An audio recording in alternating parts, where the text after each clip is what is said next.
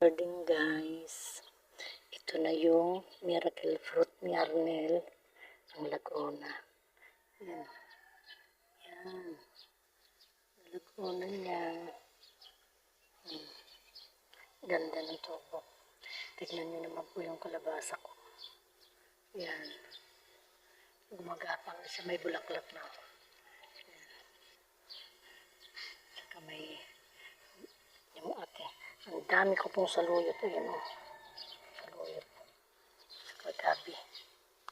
Yan, gabi ko. Lamansi ko. Yan, gabi.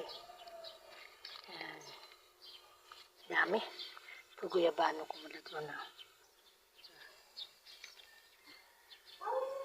Dami na siyang dahon. Ito biglang namatay. Biglang nalantay yung dahon. Pero buhay na ulit siya. Ito naman is saba. Ay lakatan. Lakatan yan. Kaya ano. Ito yung malunggay. Malunggay na laging basa ng tubig. Yan o. Malunggay na tinanim niya. May usbong na pero kailang laging basa. Umuulan man siya o hindi. Basa. Yan po yung aking bagong tanim na talbos. Yan. Yan. Tingnan mo, lago ng gabi ko.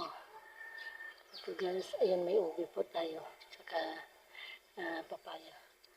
Aking ito, siguro lalaki po ito. Kasi yung bulaklak niya, ayan po yung bulaklak niya. Pinutulan ko na nga po ng ng ulo, ng talbos. Ito, latundan po ito. Ito saba. Ito lakatan. Yan, yung kalabasa ko may bulaklak na rin. Yan. Langka.